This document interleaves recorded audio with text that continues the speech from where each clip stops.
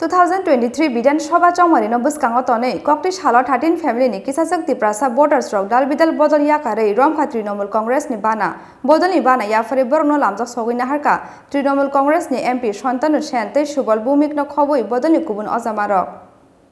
Naharmung 2023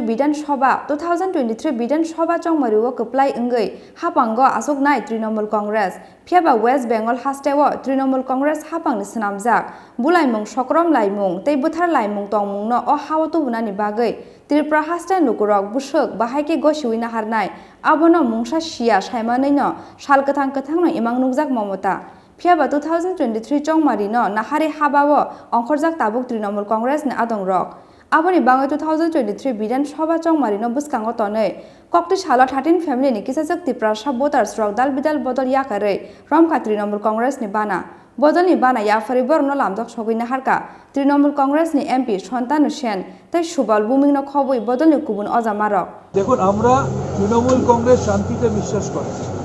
যে কারণে 34 বছর বাংলায় তৃণমূলের সবথেকে বেশি কর্মী মারা গেছে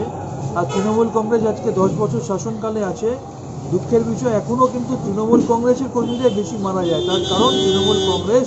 আইন ভাঙা বা প্রতিহিংসা রাজনীতিতে বিশ্বাস করে না তাই আমরা শান্তিপূর্ণভাবে 11 তারিখ চিঠি দিয়েছিলাম যে আমরা 15 তারিখ অভিষেক বন্দ্যোপাধ্যায়ের নেতৃত্বে শান্তিপূর্ণ কোভিড বিধি মেনে মিছিল করব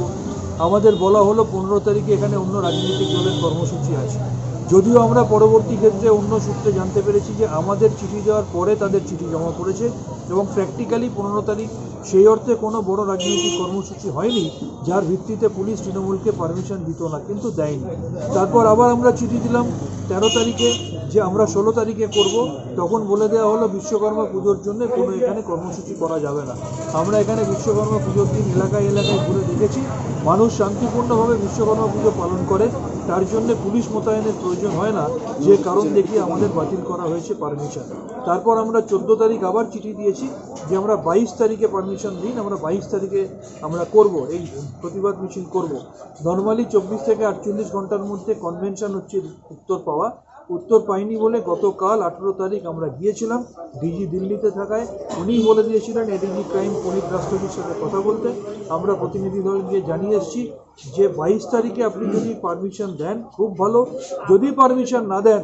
এই তৃণমূল কংগ্রেসের হাজার হাজার কর্মীদের উচ্ছ্বাস উন্মাদনা উদ্দীপনাকে আমরা বাদ দিয়ে মেরে রাখতে পারবো না তারা আগরতলার শহরে থাকবে অবশ্যই শান্তিপূর্ণভাবে থাকবে অবশ্যই কোভিড বিধি মেনে থাকবে কিন্তু আমাদের 22 তারিখের কর্মসূচি হবে এবার পারমিশন দেবে কি না দেবে সেটা বিপ্লব দেবের পরিচালিত পুলিশ সিদ্ধান্ত নেবে আপনারা তৈরি মিছিল করবার জন্য আমরা এখন বললে 5 মিনিটের মধ্যে তৈরি তৃণমূল কংগ্রেসের জন্য উচ্ছ্বাস উন্মাদনা উদ্দীপনা এখানকার আবাল বৃদ্ধ বনিতার মধ্যে এতটাই বারবার বিরোধীরা মানে শাসক দল একটা প্রশ্ন ছুড়ে দেয় তৃণমূলের একটা বুথ কমিটি নিয়ে তারা কিভাবে লোক জোগাড় করবে কিভাবে মিছিল করবে এই প্রশ্নটা বারবার ওরা মূর্খের স্বর্গে বাস করছে ওরা নিজের ঘর নিয়ে ভাবুক না ওদের নিজের ঘর ভেঙে তছনছ হয়ে যাচ্ছে সেটা ওরা জানে ওরা ঘরের লোককে ধরে রাখতে পারছে না ওদের মুখ্যমন্ত্রীর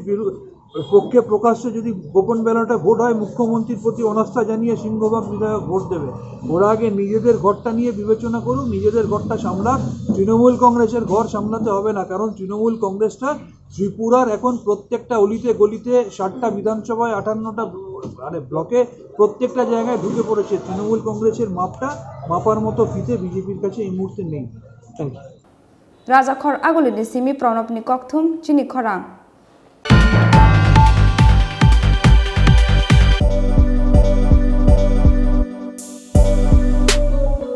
বাইক প্রেমিক বন্ধুদের জন্য সুখবর এখন বাজাজের নিত্য নতুন সব মডেলের বাইক পেয়ে যাচ্ছেন চম্পকনগর দাস মোটরসে তাছাড়াও একই ছাদের নিচে আপনারা পেয়ে যাচ্ছেন আধুনিক সার্ভিস সেন্টার এবং স্পেয়ার পার্টস থাকছে স্পট ফাইন্যান্সের ব্যবস্থা তাই আপনার পছন্দের বাইকটি নিতে আজই আসুন আমাদের নতুন শোরুমে দাস মোটরস চম্পকনগর বাজার হাসপাতালের বিপরীতে আপনাদের সকলকে সাদর আমন্ত্রণ রইল